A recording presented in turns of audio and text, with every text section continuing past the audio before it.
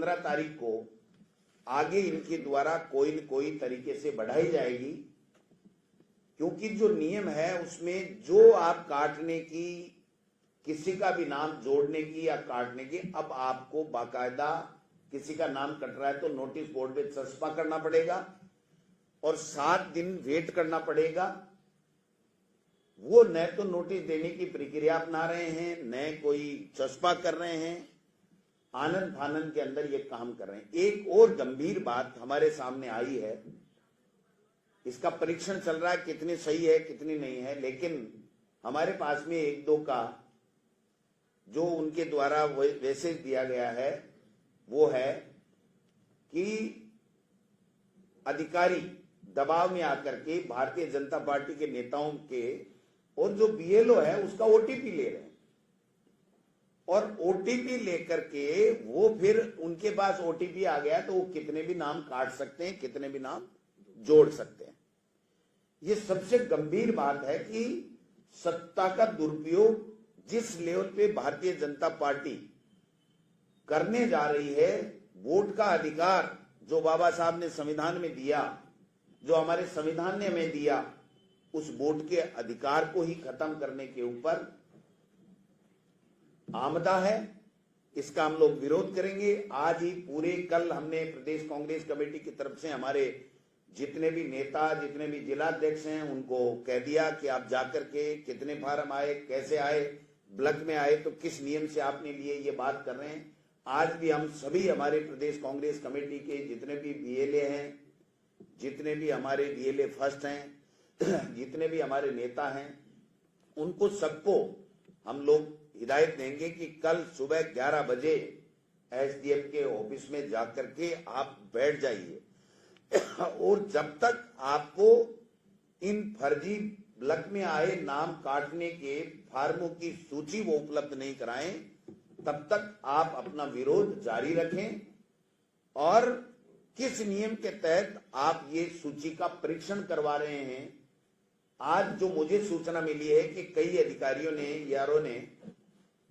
बीएलओज को बुलाया है और बीएलओज को बुला करके कहा है कि इसमें कौन सही है कौन गलत है, आप थोड़ा इसकी रिपोर्ट कीजिए, क्योंकि बिना रिपोर्ट तो केवल उन्हीं फार्मों को कर सकते हैं जिनका ओटीपी इनके पास में आ गया, उनको कुछ भी करने की आवश्यकता नहीं है। तो मैं समझता हूं कि ये काम कर रहे हैं, जबकि इनको किसने कहा? ये जो ऑनलाइन 14 तारीख वाला जो डाटा है वो अब आज क्या स्थिति है, ये चुनाव आयोग की वेबसाइट से गायब है, वो देने को तैयार नहीं है। जबकि उनको शाम को डेली का डेली अपडेट करना पड़ता है कि आज का ये स्टेटस है, आज का ये स्टेटस है, आज का ये स्टेटस है। वो स्टेटस अब गायब कर रहे हैं।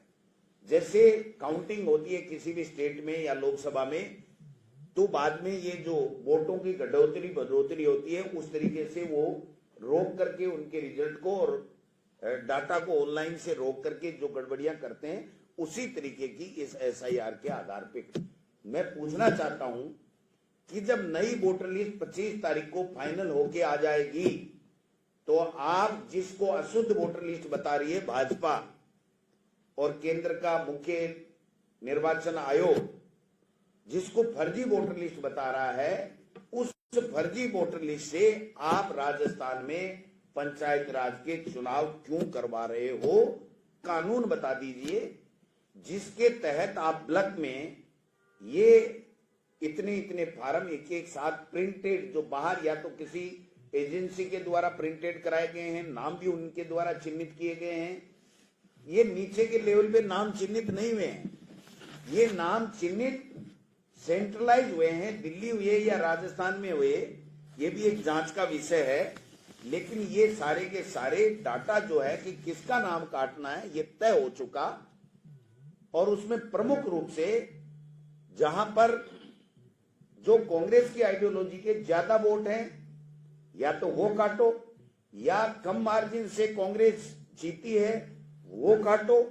या जहां से कम मार्जिन से भारतीय जनता पार्टी जीती है वहां पर नाम ऐड करो।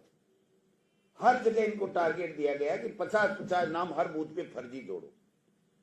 जो डबल के नाम से, शिफ्टेड और अपसेंट के नाम से जो थे, उनमें भी घालमेला किया जा रहा है कि चिन्हित करो कौन बीजेपी का आदमी है, तो उसको शिफ्टेड से हटाओ, मेन वोटर लिस्ट में लाओ, अब्सेंट से हटाओ, मेन वोटर लिस्ट में लाओ, और जो कांग्रेस माइंडेड है